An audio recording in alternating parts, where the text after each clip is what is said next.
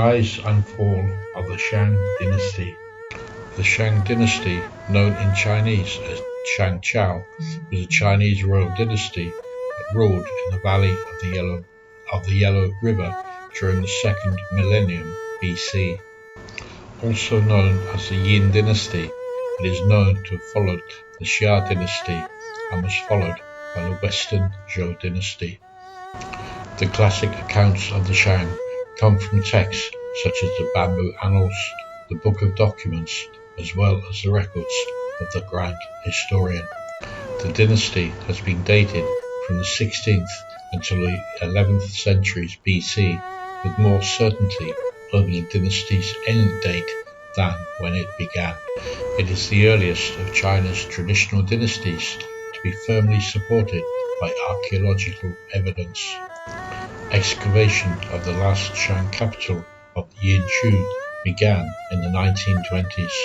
Initial excavation of the site close to the modern-day city of Anyang in Henan Province uncovered 11 major royal tombs, the foundations of royal palaces, as well as ritual sites. These findings uncovered weapons of war, remains of animal as well as human sacrifices, in addition to tens of thousands of artifacts of bronze, jade, stone, bone and ceramics. The site close to Anyang has uncovered the earliest known examples of Chinese writing. Most examples of the divinations were inscribed on oral bones such as turtle shells, ox scapulae and other animal bones. During the initial excavations in the 1920s and 30s, more than 20,000 items were discovered. In later excavations, more than 4 times that number of historic artifacts have been uncovered. The inscriptions provide important details on topics ranging from politics, the economy, religious practices, art, and medicine.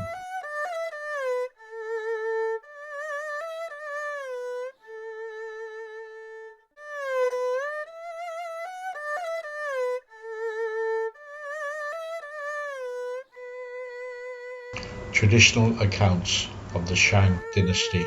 There are many accounts of the events that occurred during the Shang Dynasty.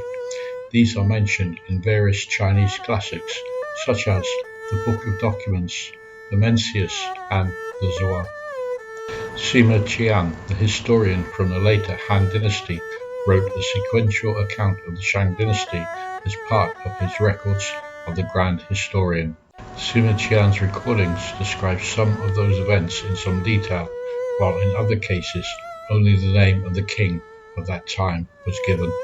Another account closely related but differing in detail was the Bamboo Annals. These annals were written in 296 BC, but the text includes a complex history of the period, while the authenticity of the surviving versions is open to question. While the name Shang is often used, the alternative Yin was used by Sima Qian and only used to describe the later period of the dynasty in the Bamboo Annals. Another historical account of the records of emperors and kings compiled by Huang Fu Mi during the 3rd century AD was often used specifically to describe the latter half of the Shang Dynasty. Interestingly, the Shang Dynasty was described in Japan, Korea, and Vietnam only as the Yin Dynasty. However, it was also used by the following dynasty, the Zhou, to describe the dynasty they replaced. The word Yin does not appear in the oracle bones, which describe the region as the state of Shang, its capital as Dai Shang, or the Great Settlement of Shang. The founding myth of the Shang. The myth describing the founding of the dynasty was attributed to Sima Qian in the Annals of the Yin. The text describes a woman named Jiandi, the second wife of Emperor Ku, who swallowed an egg dropped by a black bird and then later gave birth to Xia. Xia is said to have helped Yu the Great, alleged founder of the Xia Dynasty, to control the Great Flood and for this service Xia was granted a place known as Shang as a fief, a feudal state. A brief history of the Shang Dynasty.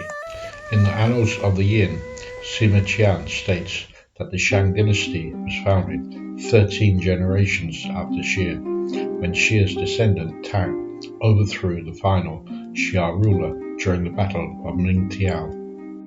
In the records of the Grand Historian, the reigns of Tang, Taijia, Taiwu, Pan Gong, Wu Ding, Wu Yi, and its final ruler, Di Xin, are described in some detail, although the dynasty's remaining rulers are only mentioned briefly by name. Another recorded detail of the Shang, according to Sima Qian, was that the dynasty moved their capital 5 times, and that the final move to the city of Yin during the reign of Pan Gong brought the dynasty its golden age. The final Shang ruler, Di Xin, is said to have committed suicide when his army lost a decisive battle against Wu of Zhou. Records state large portions of his army and slaves equipped to fight betrayed him by joining with the Zhou rebels in the Battle of Moye. The battle was described as being bloody, and the classic Ming-era novel Fengsheng Yanyi retells the story of the war between the Shang and the Zhou as a conflict between two rival factions of gods that supported different sides in the war. Once the battle ended and the Shang were defeated, the newly installed King Wu allowed the son of Di Xin, Wu Gong, to rule the Shang as a vassal kingdom under the guidance of 3 of Zhou's brothers and an army to ensure there was no rebellion. After the death of Zhou Wu, the Shang joined the rebellion of the 3 guards against the Duke of Zhou. The rebellion collapsed after just 3 years, leaving the Zhou in complete control of the former Shang territory. Descendants of the Shang royal family. Once the Shang dynasty had ended, the rulers of the Zhou forcibly relocated diehards of the former dynasty, scattering them throughout the territory. Some members of the former royal family collectively changed their name from their ancestral Zhou to the name of Yin. The family retained an aristocratic standing and were often called upon for much needed administrative services to the incoming Zhou dynasty. Wei Zheqi, a brother of Di Xin, was given the title of the Duke of Song and moved into the city of Shankui, a regional capital. The succeeding Dukes of Song would continue honouring the Shang kings until the Qi conquered the state of Song in 286 BC. Confucius was a possible descendant of the Shang kings through the line of the Dukes of Song. The remnant of the Shang dynasty was the vassal state of Guizhou, present-day Tangshan, which was later destroyed by Duke Huan of Qi. Many surviving Shang clans migrated northeast and integrated into the Yan culture during the period of rule by the Western Zhou. Most of these clans were able to maintain an elite status and were able to continue practicing the sacrificial and burial traditions of the Shang. There is one account recorded in both Chinese and Korean history of a disgruntled Shang prince named Jia who refused to cede power to the Zhou and left China with a small army and founded a state known as Gijia Joseon in northwest Korea. However, despite being recorded in both the Book of Documents and the Bamboo Annals, scholars continue to debate the historical accuracy of this apparent legend. Early Bronze Age archaeology. In 1899, several scholars noticed that Chinese pharmacists were selling dragon bones marked with curious and archaic characters. These were then traced back in 1928 to a site now known as Yinxu, located to the north of the Yellow River, near the city of Anyang.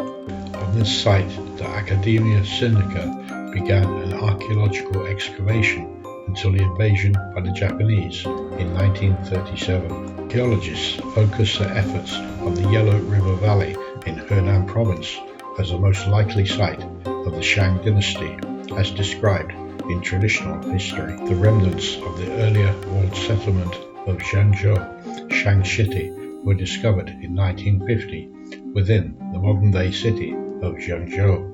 The earth walls, erected in the 15th century BC, were believed to measure 20 meters wide at the base and rising to a height of 8 meters and forming a formidable barrier measuring 7 kilometers around the ancient city.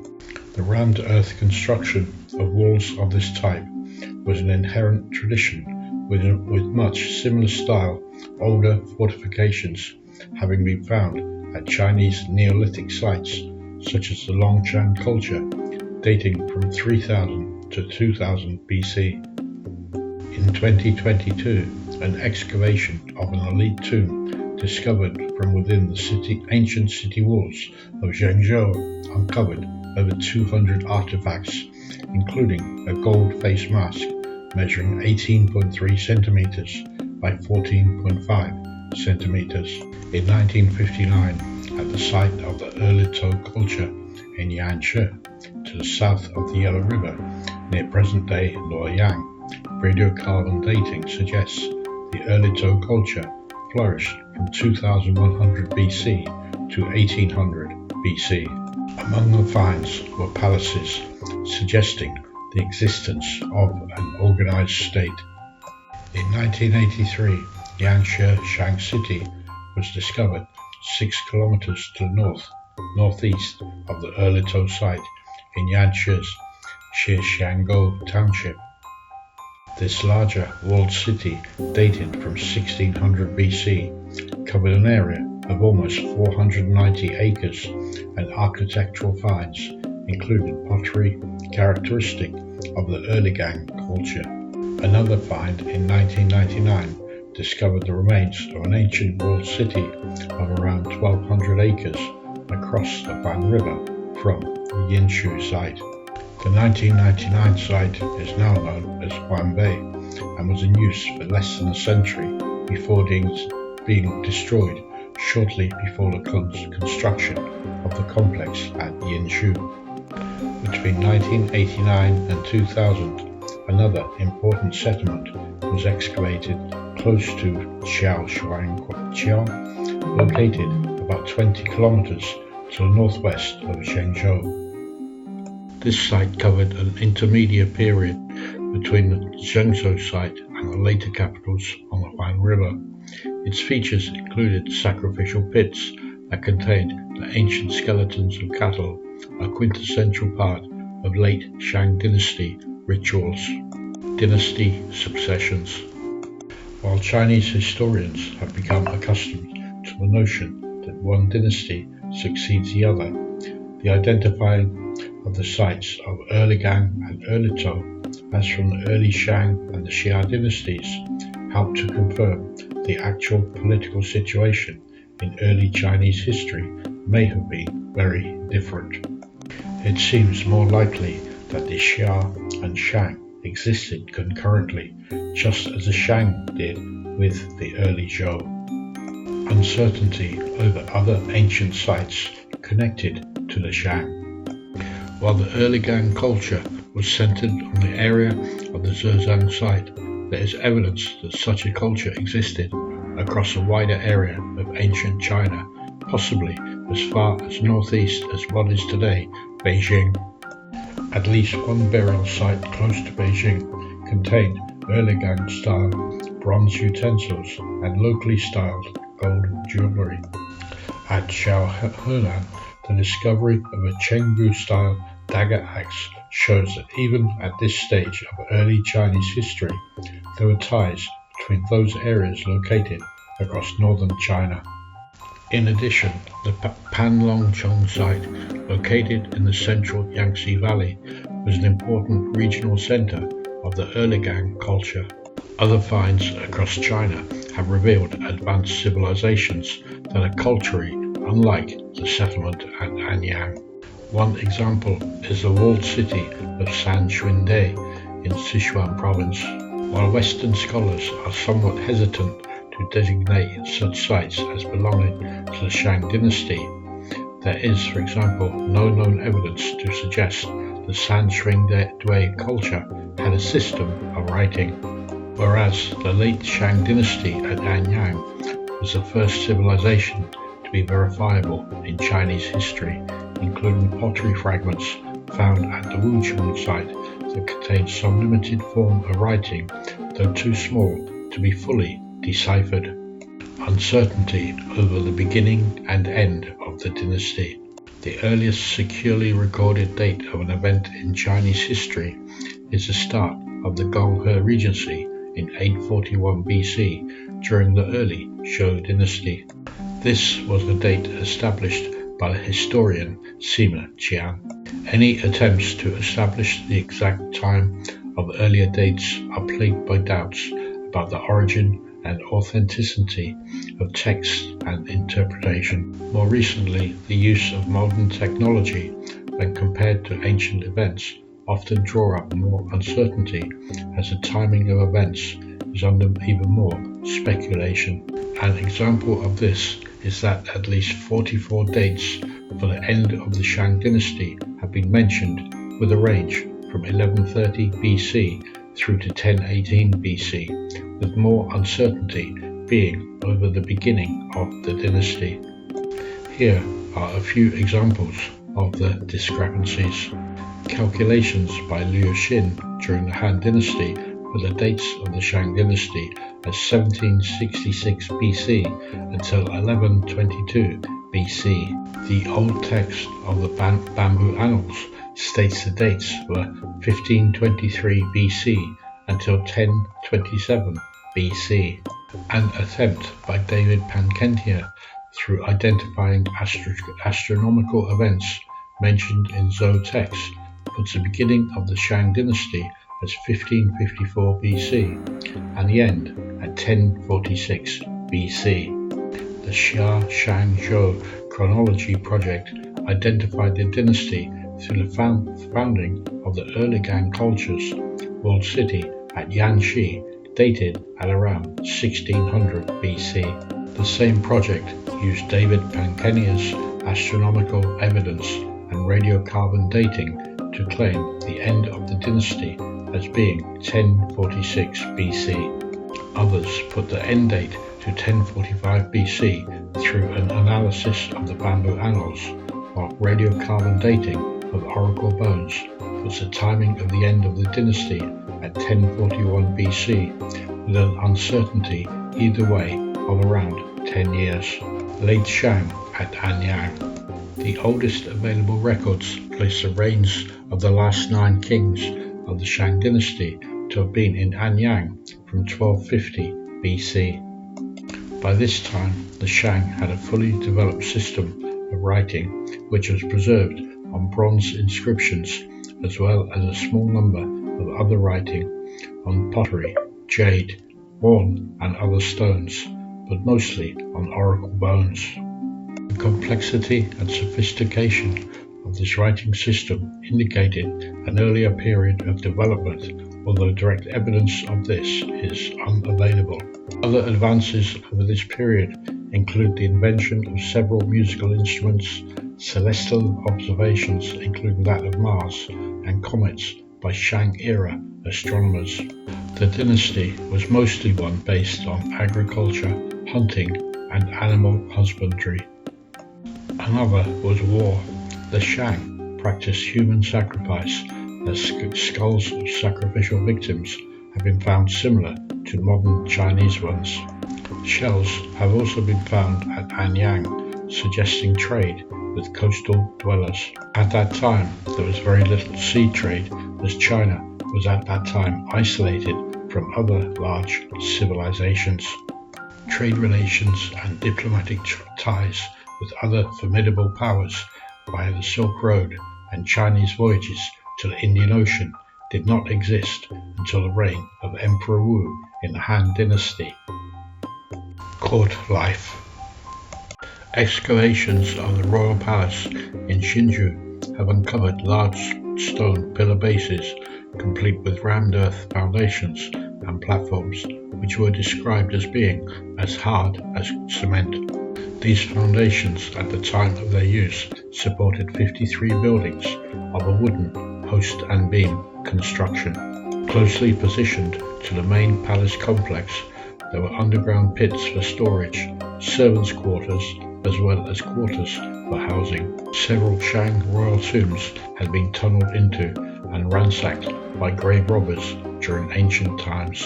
However, in the spring of 1976, the discovery of Tomb 5 at Yinxu revealed a tomb that was firstly undisturbed, but also one of the most richly furnished Shang tombs that archaeologists had come across at that time. Archaeologists discovered more than 200 bronze ritual vessels and 109 inscriptions of Lady Fu Hao's name. Archaeologists, under the guidance of Zhang Xiang, realized they had uncovered the tomb of King Wu Ding's most famous consort, Fu Hao. She was mentioned in 170 to 180 Shang oracle bone inscriptions and was also a renowned military general. Along with the bronze vessels, stoneware and pottery, there were weapons made of bronze, jade figures, hair combs and hairpins of bone. The archaeological team stated that the large assortment of weapons and ritual vessels in her tomb account for her standing in both military and ritual activities. The capital city was the center of court life. Over time, court rituals to appease spirits were developed in addition to other secular duties. The king would serve as the head of ancestor worship. Often, this included oracle bone divinations. Evidence unearthed of the royal tombs indicated that royalty were buried with several articles of value. This was presumably for use in the afterlife. Also, hundreds of commoners, quite possibly slaves, were also buried alive with the royal corpse. Use of bronze. The practice of bronze casting and pottery advanced greatly during the era of the Shang Dynasty. Bronze was typically used for significant rituals and had been in use since around 1500 BC, with the early Shang Dynasty involved in the large-scale production of bronzeware, vessels and weapons. The production of these materials required a large labor force to control the mining, refining and transportation of the necessary products of tin, copper and lead. This in turn led to a need for managers to oversee both the laborers and the skilled artisans or craftsmen. Within the Shang royal court, the aristocrats required a vast amount of different bronze vessels for the various ceremonial purposes and events of religious importance. There were even ceremonial rules that decreed how many bronze containers of type a nobleman or noblewoman of each rank could own. With the increases in the amount of bronze required and subsequently available, the army could better equip itself with a great assortment of bronze weaponry. Bronze was also chosen for the fittings of the spoke-wheeled chariots, which first appeared in China from around 1200 BC. The Shang Military Dynasty, there were prolonged conflicts with northern frontier tribes known as the Guifang. With weapons of bronze being an important part of Shang society, the infantry were equipped with a variety of stone and bronze weaponry that included spears, poleaxes, pole-based dagger axes, composite bows, and helmets made of leather or bronze.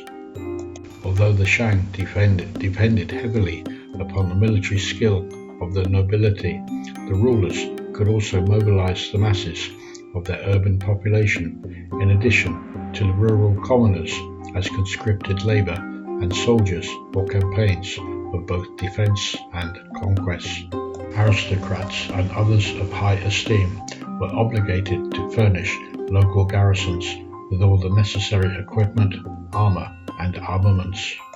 At the capital, the Shang king maintained an army of around 1,000 soldiers and would personally lead this force into battle. Another aspect of military bureaucracy was required to muster forces when required, which ranged from 3,000 to 5,000 soldiers for border campaigns, and up to 13,000 to suppress any form of rebellion. Decline and fall. The Shang Dynasty declined due to a variety of factors both inside and outside the dynasty. Inside, political instability and fights among the nobles created disorder and weakened the government. The power struggles and rivalries among the nobles made things worse, taking attention and resources away from governing and defense. The Shang Dynasty had to deal with constant threats from nearby states. These states would invade and attack, which caused big problems for the stability and safety of the dynasty. These attacks used up the Shang Dynasty's resources, making it harder to protect their lands. Over time, the Shang Dynasty faced more and more challenges and had fewer resources. During this difficult period, the Zhou Dynasty, another powerful Chinese dynasty, took advantage of the Shang Dynasty's weakened state. The Zhou Dynasty successfully staged a coup, overthrowing the Shang Dynasty and ending its era of power and influence. The fall of the Shang Dynasty is a reminder of how complicated and delicate political power can be. It also shows how both inside and outside influences can affect how long a ruling dynasty lasts. Legacy of the Shang Dynasty. The Shang Dynasty was one of the earliest Chinese dynasties. They had a huge impact on Chinese civilization. They were famous for their art, writing, and bronze-making skills. No one at that time could match their talent and technical achievements.